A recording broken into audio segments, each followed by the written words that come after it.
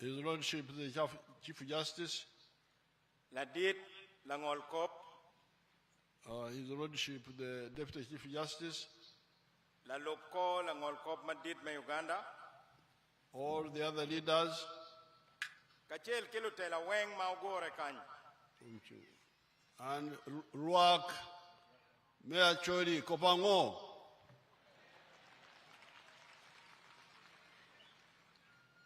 Apoyotich, Kogamu Benedo,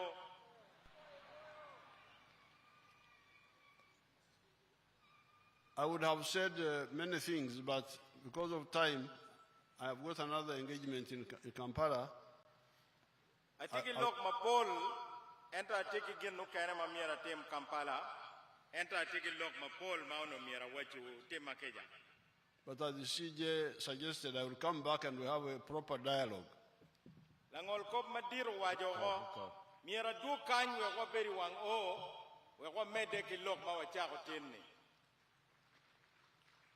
Now, I want to congratulate His Lordship the Chief Justice on his journey of service to Uganda. Amiro Chualu Fort Madit, Bodlangol Kop Madit, Pi Word Mino Woro, Kuntiu Piluak me Uganda, Lobone. And for you who may not know the history of Uganda well, I Dong Wunbene, Magwak Pongeo, what pa Uganda, Kitekwar pa Uganda. I attribute the progress of His Lordship Owiny-Dollo to two words in Acholi. Tilogario, Maromo Gonyo, Tien Word Palangol Kop Madit. The two words are Ada and Goba. Owinyuki Idu Eno, Opoke Kene Chalo Red Gulu. Since independence, and just before independence, Nichake Mawano, Lord Ken, Kibene Mapea Wano, Lord Ken. Uganda was undermined by Goba. Gopa, Ochamo Lobo Uganda, Chalo Tot.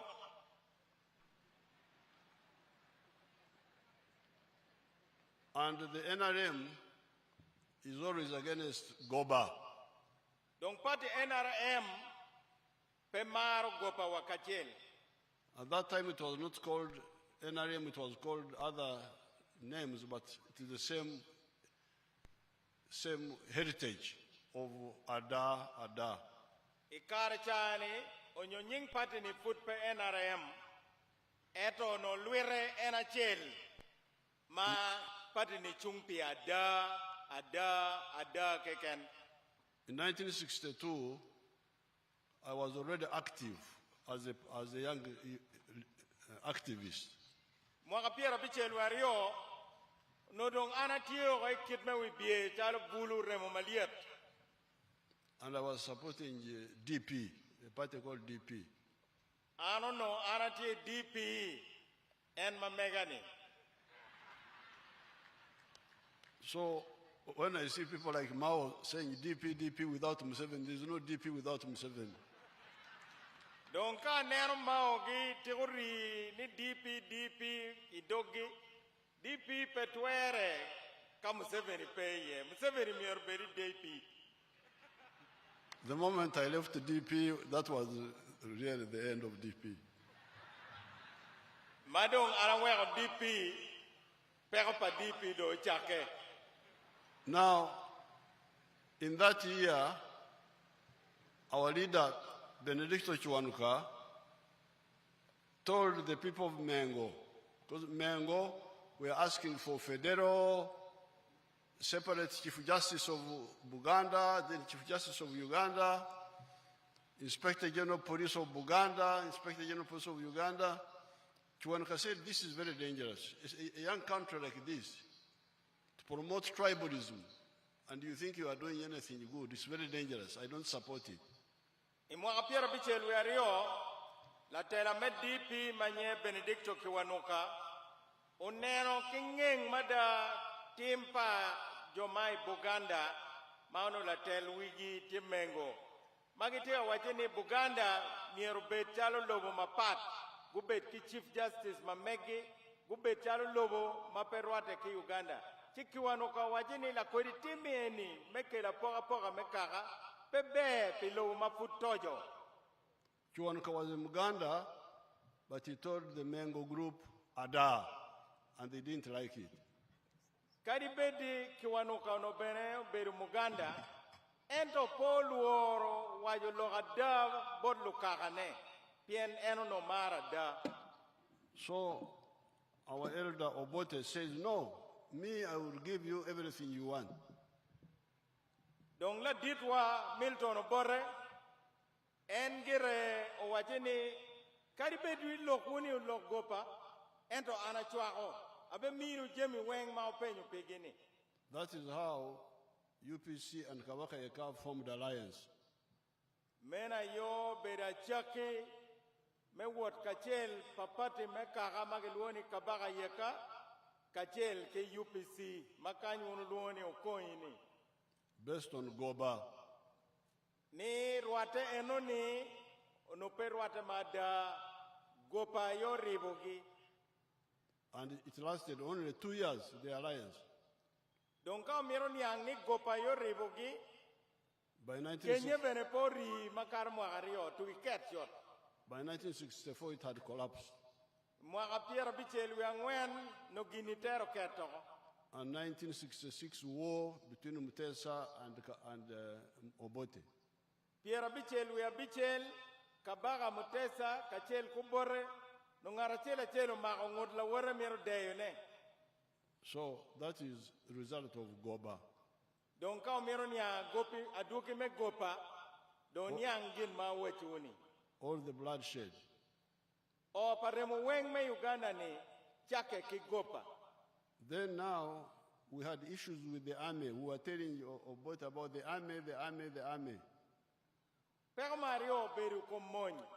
Wabera wajo kila diru bore niyo nen mony ba nen mony wabache loka mony ero po winyo. We were telling Obote that the army should be national, not tribal. Wawajo kubora ni monyi miero bed mony pa Uganda long manen chalo Uganda po bed mony pa kakachel nyo kakamanok. You should recruit the army from all parts of Uganda. Wawache ni katika choe mony o choe mony kuno lumony ki kakaweng endo pe kakachel. That's why you see with NRM, when there's recruitment, every district must contribute its quota. Atamo tika neno ke wangu ka NRM tika choe mony miero district achel miero choa wobe kanyera magitwero donyo mony la bonga poka. But they did not listen to our advice. Endo la diru bore po winyu lokwa. Promoting ignorant people. Oberu kamere ruamba lumiu mapeko kwano magikuya peny. That's how Amin comes up. En la kori meru ruama tani eno wego dano chala minu dogo la dit mony. And you know how much damage Amin caused. Unikumu ngeyo pero kia tuoma minu keri lobowa. But the question is, how would somebody like Amin become commander of the army of a country? Da miro penyu dano mana panchara chala mini beru la wi moy me Uganda kolo nining. Ignorant. Penge ping. So that was another problem. Meno beru pero Mario mapatke money ma wajon. So when by that time we had finished university, I was working in the president's office. Kareno na tie kwana university na tie office pala dir logo. And we were trying to advise about all this. Waberu kamiyo tam ke president bore ikom lok eguni. But they were not listening. Eto diu irego pe winyu tamwa. So 71 now we say, okay, we are now going to create an alternative army. Piera bier we achel wa mogo tam mecho e mony manyen. And also fight Amin. Wamogo tam ni mier walwenye komamin. So that's how we spent 8 years. Mene kita wachago wotwa memwa boro. Mobilizing and fighting Amin. Wachago royo dano wekwa lwenye komamin.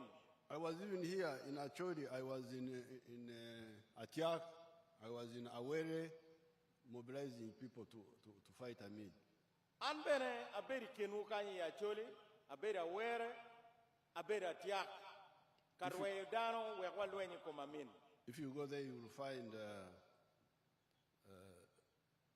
descendants of our supporters there. O kuno ibino likwayo pa joma wano chago lwenye kachel kwedgi. So when we defeat Amin in 1979, Madong warera min piera bero ya bungwen. with the support of Tanzania, Warera min ke kony pa lobo Tanzania. we say, please, the way we have suffered, let's be together now. Don't bring back UPC, DP again, Kabaka Yeka.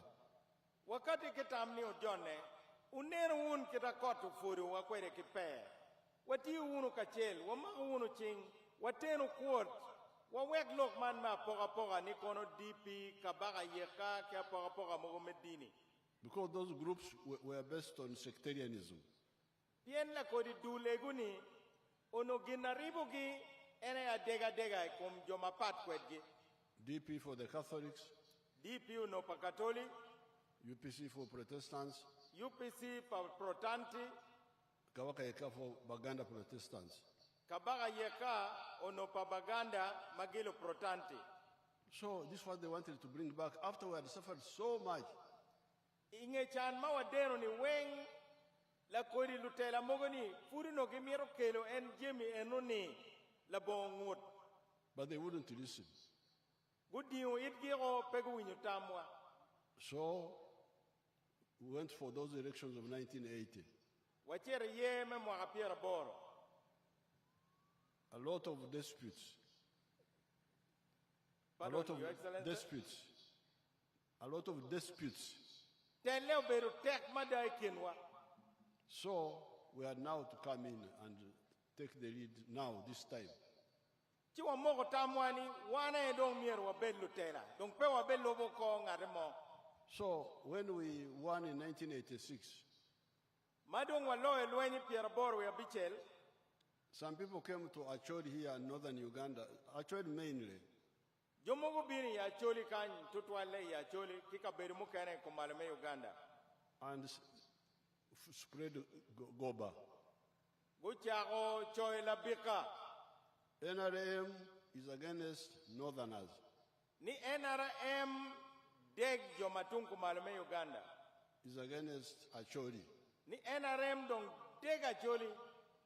But I was the one fighting Amin, 1971. I was the first person to oppose Amin in the whole of Uganda.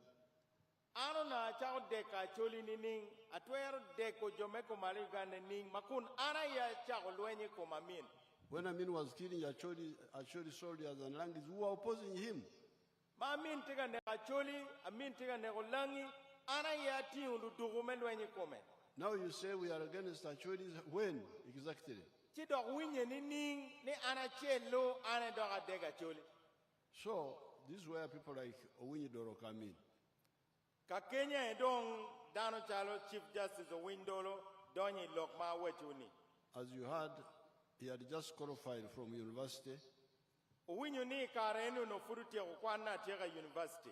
And there was this Goba that NRM is against Acholis. Obino to yoke kichugi gopa madon enuma wechuni. He's one of the young, educated Acholis who did not believe that. Eno beri kina choli mukwano, ma kwero la juaj la kori gopa enuni. That's why he did not support Kony, did not support Lakwena. You can imagine Lakwena. Pitien look enuni, o kwero la juaj tampa kony, tampa la kwena.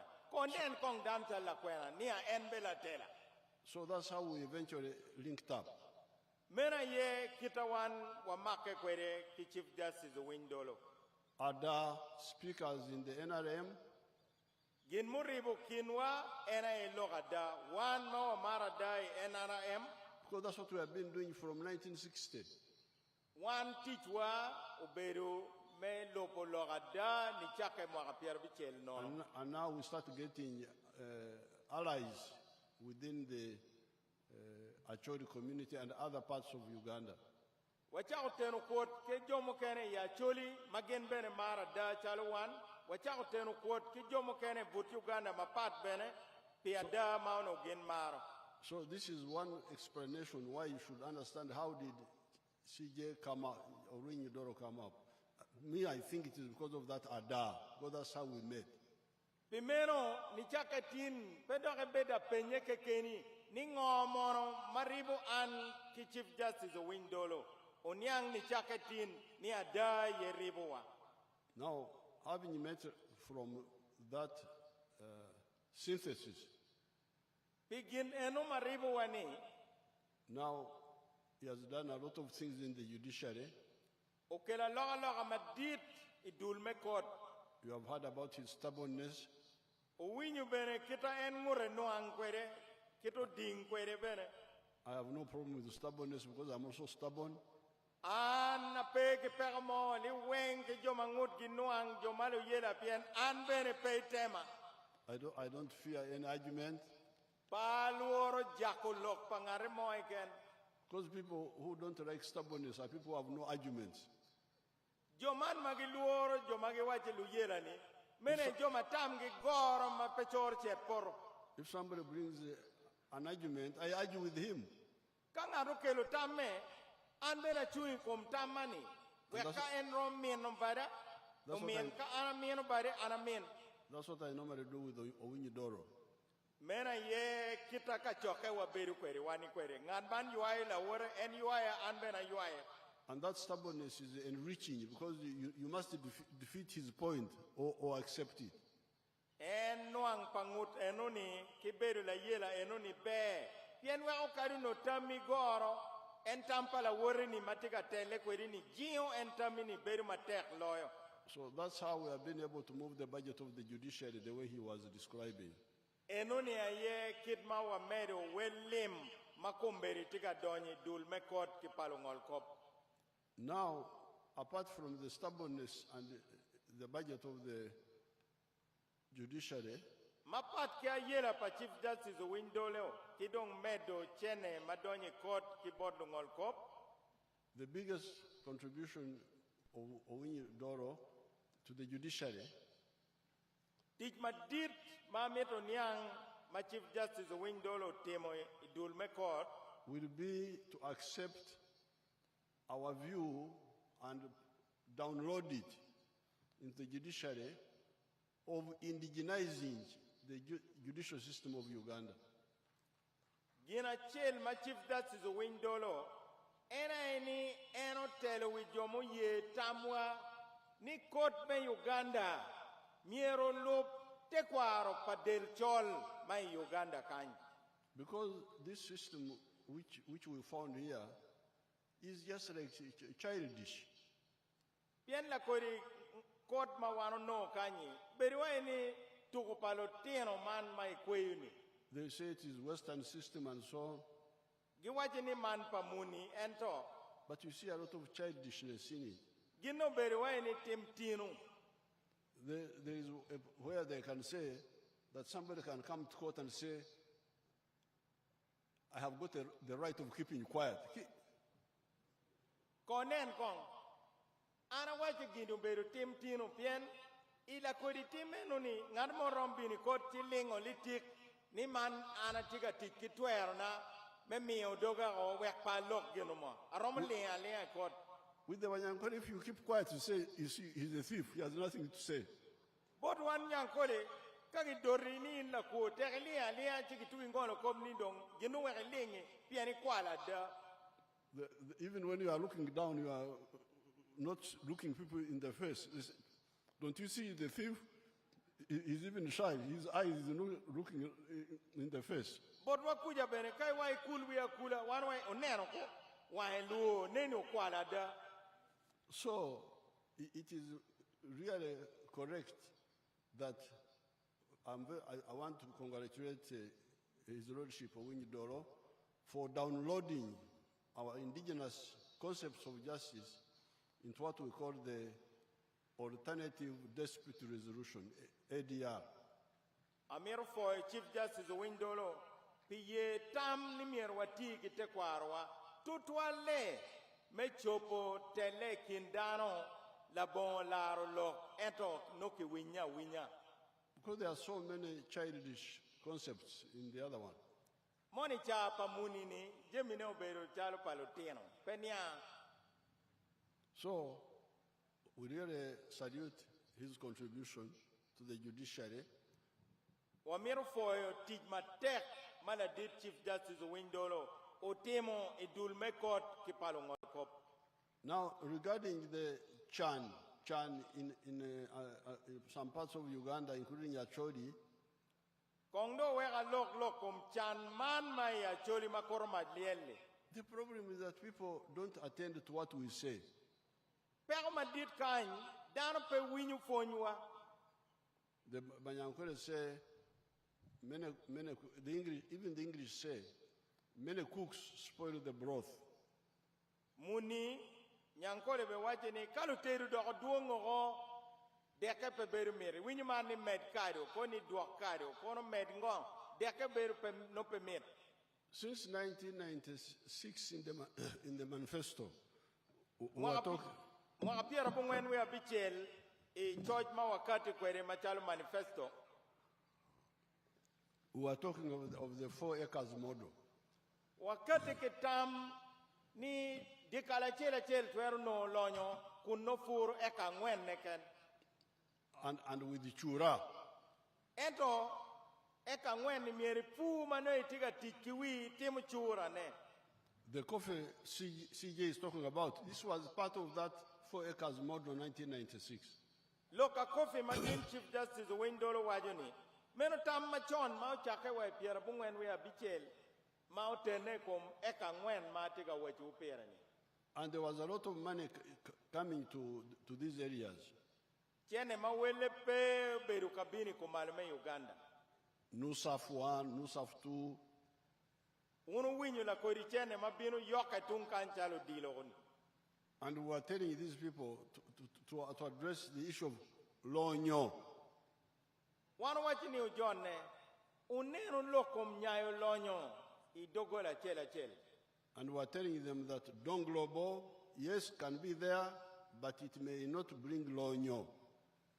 Wanu wachi ni, ikarataj twer winyeni lobo tika don, edo no pe winyu lonyo ni jeba ni inma ite deroni. The road from Kampala to Guru has been tarmac all the time since the 1960s, and we have done it repeatedly since we came. Konen kong, kiforo lam iguri maa Kampala bini kumalume Uganda, wai mwaka piyara bichel. So, tarmac road is Don Globo. Onyo lam meno don lobo. Electricity. Maj electricity meno don lobo. But you must have something in your house. Ento ini kumi bene mieri winyi jeba ni beru chalo kulu mamol karo ke dikali kaj pe jae binu mi bia mara no kulu ne konye pe buri. You are not going to sleep on the tarmac road. Lobo guri lamme po be beru dikali ni were buri ye.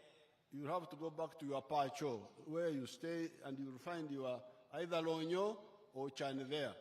Kari ruene lam kache por mieri doga dikali kame beru ate ye ke chan mani neno weko dikuni. Don Globo is ours. We shared it, all of us. Don Lobo tipi one wing. But Chan or Lonyo are personal to the family, to the individual, to the area. Don Lobo tipi one wing. Eto lonyo tipi ngara chela chel. Ini winyu ki ori onyo dekali. So I'm glad his lordship is pushing the ideas, these ideas which were pushed in the past, but people never cared.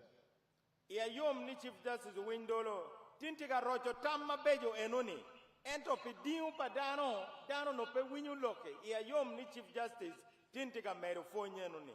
What do you call services in our language here? Services. Services, teach pamiri. Huh? teach. like medical service. We have to distinguish them. Jimmy Makonyo, What I'm trying to say that if you have lonyo in your house, in your home, translate. Ginati ka wachiwu, ka lonyo tie dikali. You can actually bring services to yourself even before the government brings its own services. I've understood. Ka itiki lonyi dikali, tien lokani no itiki kero mekelu Jimmy mogo idikali, chalo magi, chalo pigi, kero ne no tibori, pilonyo mati jebani. You can send your child to a private school even if the government schools have problems.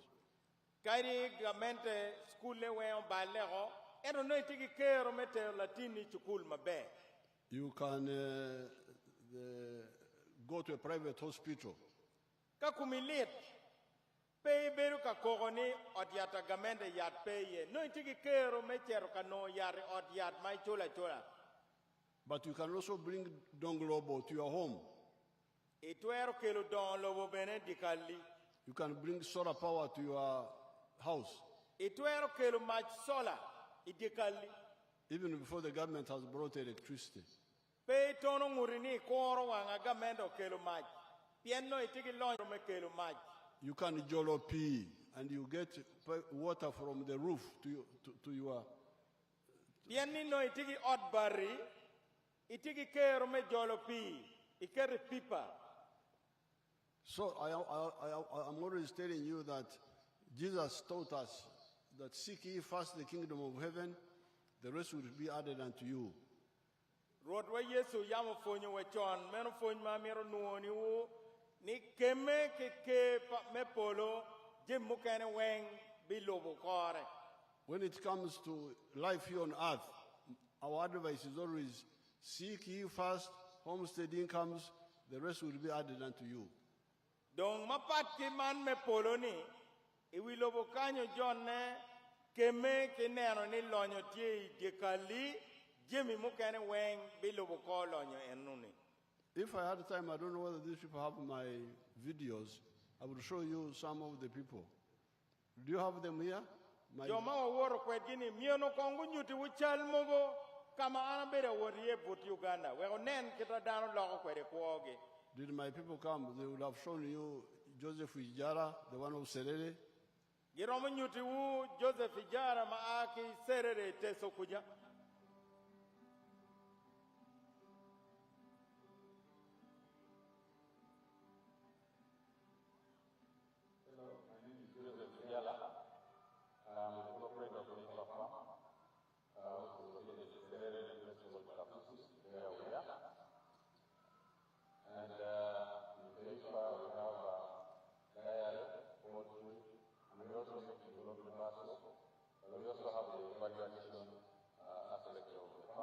Jaleni yobo chabun.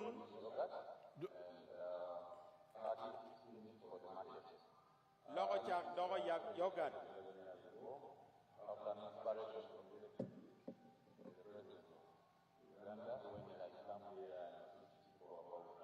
Ochako mwaga para chela ngech inge winyo lokpa president.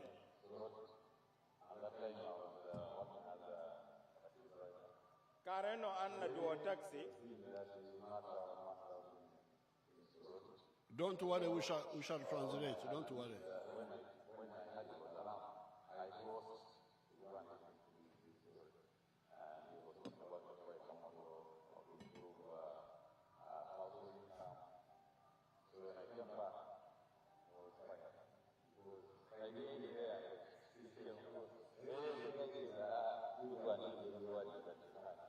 But I had the opportunity to announce it, but I also had the opportunity.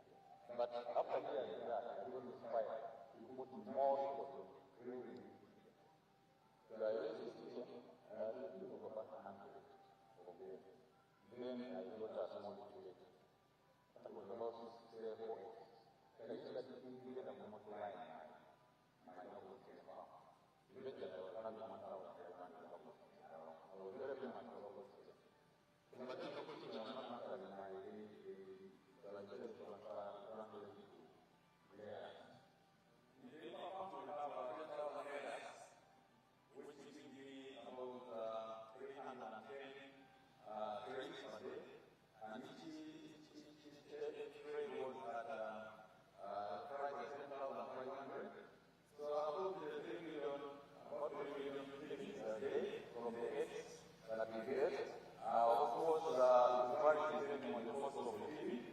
but at least I have those for management, I have those for operating. So after filling the layers, that money I invested in the layers. I can share it before, but you know, I don't feel like I have my own here. So I got to the solution. And then I also looked at the best, who was able to train some of us here with the Now we don't have time to see the whole video. But that is Joseph Ijara in Serere. Far from a tarmac road. There is no tarmac road where he is. Tarmac road ends in Kumi, Soroti.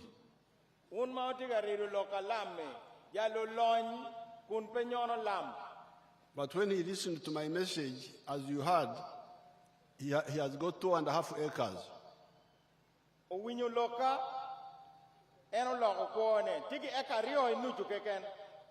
He went and started looking after chicken. And now he's selling 310 trays per day of eggs.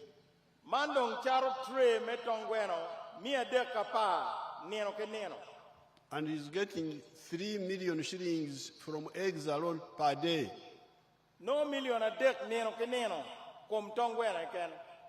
Then he has got those cows you saw. We didn't have time to see them.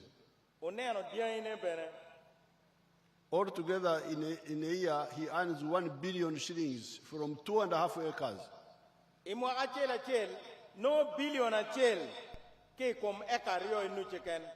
And when he removes the costs, he remains with about 800 million shillings net. No magoba me million mia boro. Now that is Ijara was gone far, but let's see Apio, the one near Lira. Onen bena Apio mafutiga choka yutung lera kuja.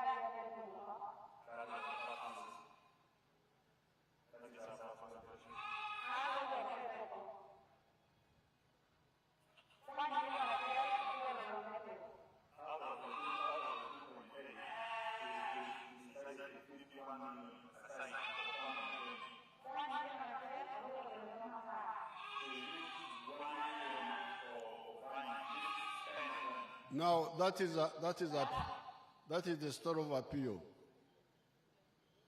Meno lok pa apeo. She has been married for more than 20 years, Ono nyome pi mwa makar pierio. and she has got children who are grown up. Tigi lutino mado do o magitigi gainge. But she has never handled 1 million shillings in her life. Eto ikone manaka no pia guru million achel. When she got the 1 million of PDM, Mauno million achel me PDM. she didn't even have land. Ono pe kingom. She went and hired 3 acres from somebody, as you heard, Opang eka dek ketu winyo kwereni. and planted maize Opera nyogi. and harvested maize, Mao kwanya nyogi ne kiporo. 45 bags. Kicha pier ngwena big. Then she sold some of the bags and bought those sheep you see there. Ocharo gunia mogo o wilo romi mao neno ni. Romi apa. And she's continuing with the maize. Tika mede ka nyogi o meri kom romo bene. Now, in the manifesto of 96, E piera bungwen we a bichel I manifesto ma kati kwere. we advised you with the chura of 7 activities. Wamini utam ni kima biro marom loko ko. 1 acre of coffee, Eka chel memwanyi 1 acre of fruits, nyig yen eka chel mangoes, oranges, or pineapples, twer pero muyeme, twer pero nanasi, twer pero muchungwa. 3rd acre of pasture Iron pero lum pile maigwa pajo. for those 0 grazing cows like the ones you see. Pi joma mero gwole ikangom matiri. Then 4th acre for food for the family. Eka mangwen ipiro cham. Then in the backyard, the poultry, E tok odi itwer gwa gweni. like the ones for eggs. Were no ye tongweno keto neno no. And then the piggery. Itwer gwa ko pigu bene opego itok odi. Then near the wetlands, fish farming. Kai chiki dago itwero gwa ko rej bene. So what CJ is saying is what we were saying in 1996. Jiri pa Chief Justice wano chako chon wai piera bungwen we abichel. But people don't listen. They just ignore. Ero dano ding mape wache pegi winyu lo. But we say, if you keep trying, people will eventually wake up. Ento wan po be jalo wabe mede ki yeng dano wanga gucho. Kari joma tega poro nero wanga gucho. I'm therefore glad to be here to celebrate with the Honorable Owiny-Dollo and Tunya family. yom meri peke Chief Justice Owiny-Dollo pikwero jemma bejo mutemo. I don't normally accept gifts from public, but An polkare pa mar mit magemia ma ake bodloa. because the brother of Owiny-Dollo and Owiny-Dollo has said I became a member of the family, I fear Andong Latin paton kal I I fear orpa Casimiro ni chakatin eno we ajolo mich egoni. I fear to refuse a gift from the family. Paro mo kwero mich mo ake jekala wora Casimiro. This can also bring some very bad kisirani. Eno ni romo lokai doko chira bora. So I will send my vet. He will look after the cows, check them. Then I will put them in my personal herds. And when you come, I will show them to you. Donkala did Chief Justice Bibino unu binero kita diaimu a kipatoni nen kwede. Now, so I congratulate His Lordship Owiny-Dollo and the family. Apoyo od pa Casimiro kachel ki Chief Justice Owiny-Dollo. And the memorandum of Beatrice Akero I have had, I will get the whole memorandum and we'll see how to deal with it. Lok mabejo ma minister Akela koiro wajoni, wano benero kidme jopone, awinyu mabe kore ke kore, polu. Including the pledges. Wajemi mabi chike ni abiti mone, But we are pobe will. for the village circle, I put in 20 million now. Owinyo eno bol chop ma man me kingang pa LC1 ne. The chairman, Gam million piera rio pitutunu. LC1, come and get that 20 million. LC1 makwar bin million piera dio I bol chop. And I also give him 6 million to buy a motorcycle. Ineno ko le wijweke chama wola. So, Winyo kama yili owere no. Apoyo Matek, Rubanga Coin. La diro wacheni foi umatek Rubanga konyu. Thank you very much, Your Excellency. We do appreciate.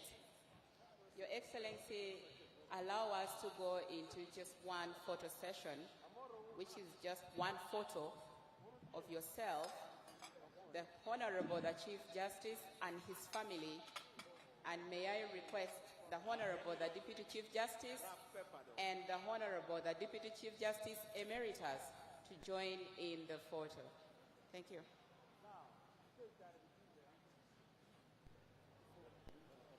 And Your Excellency, with your permission, allow me to recognize the presence of members of Owiny-Dollo Society who have joined us here. If you could stand up for recognition.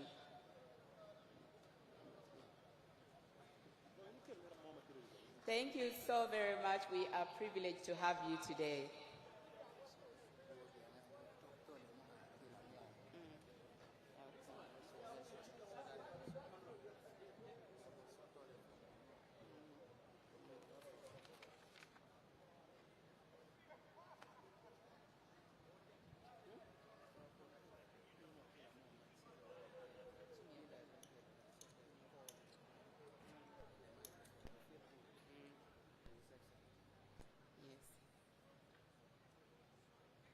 Would like to thank every one of you. Our traditional dancers, we thank you for making the effort to come here.